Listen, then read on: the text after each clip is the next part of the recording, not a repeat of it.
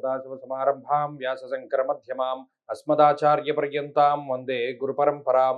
జ్యోతిష్ శాస్త్రాన్ని భావితరాల వారికి ప్రసాదించిన ఋషుల యొక్క పాదపద్మాలకి నమస్కారం చేసుకుంటూ, అలాగే నాకు ఈ జ్యోతిష విద్యను నేర్పిన గురువర్యులు జ్యోతిష బ్రహ్మ కీర్తిశేషులు శ్రీ ఈరంకి సూర్యనారాయణమూర్తి గారు, సూర్యశ్రీ దైవజ్ఞ గారి యొక్క పాదపద్మాలకి నమస్కారం చేసుకుంటూ, ఓం శ్రీ మహాగణాధిపతి నమః, శ్రీ గురుభ్యో నమః, హరి ఓం.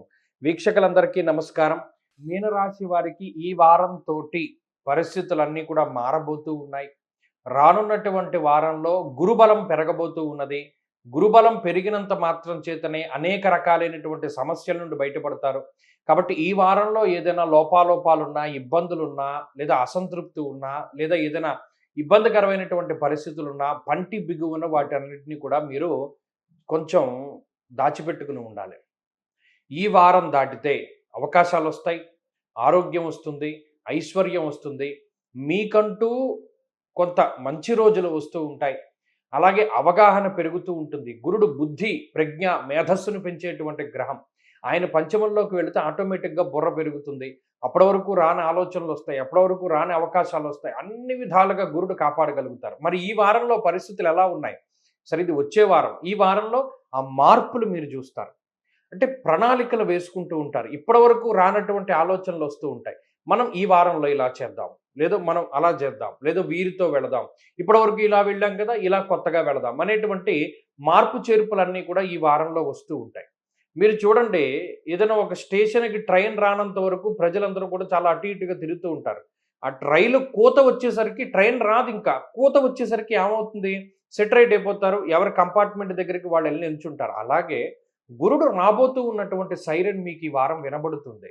ఆ వినబడినంత మాత్రం చేతనే సెటరేట్ అయిపోతుంది జీవితం. ఎక్కడికక్కడ ఆయన ఒక లెవెల్లో పెట్టేస్తూ ఉంటాడు. కాబట్టి ఆ మార్పుల్ని ఈ వారం చూడగలుగుతారు. మీకు ఈ వారంలో రవి బలం ఉన్నది, అలాగే శుక్రబలం ఉన్నది, చంద్రబలం ప్రధానంగా ఉన్నది. కాబట్టి అనుకున్న పనులన్నీ అనుకున్నట్టు ముందుకు వెళుతూ ఉన్నాయి. పాజిటివ్గా ఉండండి. ముఖ్యంగా మీనరాశి వాళ్ళు ఆరోగ్యం పట్ల దృష్టి పెడతారు. అలాగే ఆకర్షించడానికి ఎక్కువ ఇష్టపడుతూ ఉంటారు. ముఖ్యంగా అందరినీ కూడా మన వైపు తిప్పుకోవాలి అనేటువంటి ప్రణాళికలు వేస్తూ ఉంటారు. కష్టపడతారు.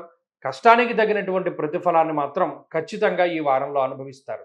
ఉద్యోగ వ్యాపారాలకు సంబంధించినటువంటి విషయాలన్నీ కూడా చాలా సానుకూలంగా ఉన్నాయి. కుటుంబ సభ్యులతోటి మాత్రం గ్రహస్థితి కొంత ప్రతికూలంగా కనబడుతూ ఉన్నది. కాబట్టి ఎప్పుడూ కూడా మీ మనసులో ఉండేటువంటి రహస్యాల్ని ఎవరికీ చెప్పకండి. మెత్తగా మాట్లాడి అవి తెలుసుకుని మిమ్మల్ని ఇబ్బంది పెట్టడానికి ప్రయత్నం చేస్తారు. ఆ ఒక్క విషయమై జాగ్రత్తగా ఉండండి. మీనరాశి వారి ఈ వారంలో మరింత అనుకూలమైనటువంటి ఫలితాలను సాధించడానికై ఆంజనేయ ఆరాధన చేస్తూ ఉండడం చెప్పదగినటువంటి సూచన. ఈ వారంలో కలిసి వచ్చేటువంటి రోజు బుధవారంగా చెప్పవచ్చును. అదృష్ట సంఖ్య 2, అదృష్ట వర్ణము ఆకుపచ్చ.